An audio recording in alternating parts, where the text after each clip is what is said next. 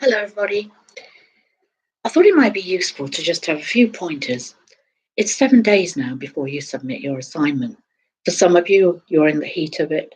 You've already sent me some drafts, and it's been interesting to read them. For others, however, it may be the beginning. However, for all of you, it is the rundown to the assignment submission. So I thought it might be useful just to have 2 or 3 pointers. Pointer one, do read it before you submit it. I know it can be horrendous. You've slaved over it for many, many moons, and you really don't want to read it again. In fact, the last thing you want to do is read it. But do read it for 2 reasons. One, grammar and spelling, and two, sense. As you're reading it, does it pass the granny test? I.e., if your mother or grandmother read through it, would they make any sense of it? Apart from the fact that it is about HR, and nobody really makes sense of that either. But does it make sense? Is it reading well? Is it easy to follow? Or do you jump from one idea to another? So that's point one.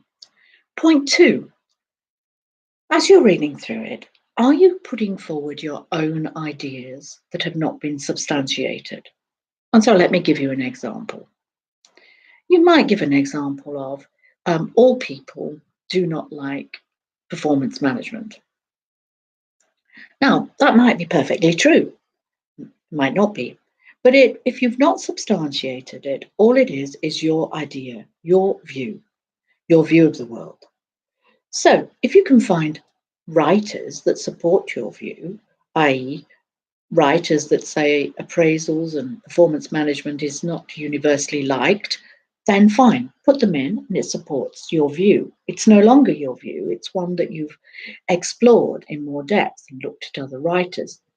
Equally, you might find that there are writers that have said that performance management is loved by all.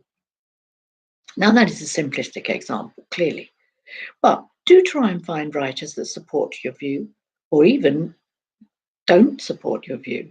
Both are equally good for you in terms of your analysis. In fact, it's often better to find people that are adverse to what you like to say. So, don't just put forward your ideas. Do support them with your reading. And don't do yourself a disservice by reading lots of books and then not mentioning them.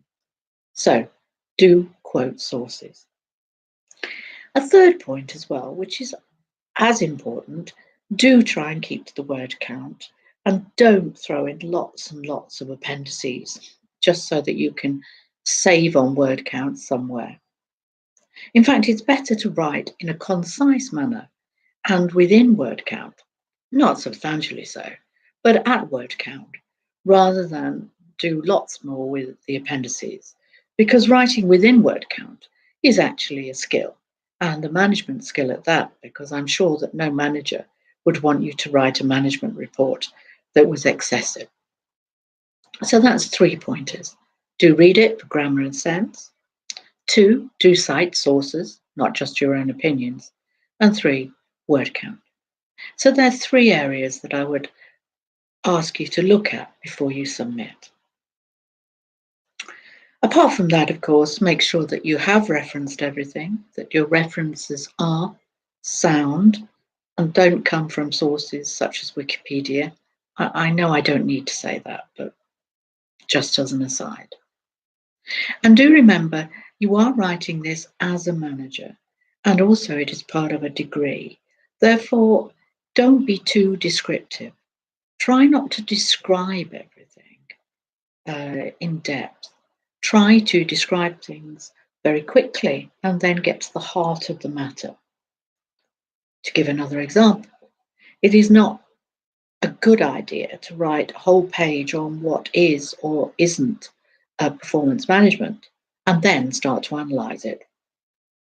It's far better to give a quick discussion as to what is performance management and then discuss it, because it is in the richness and the marks are in the discussion rather than the description. And remember, I'm still here right up to the last minute, preferably not on the eve of the submission, to look at your assignments. So all I say now is all the best. I am here if you need me, and I look forward to reading your assignments.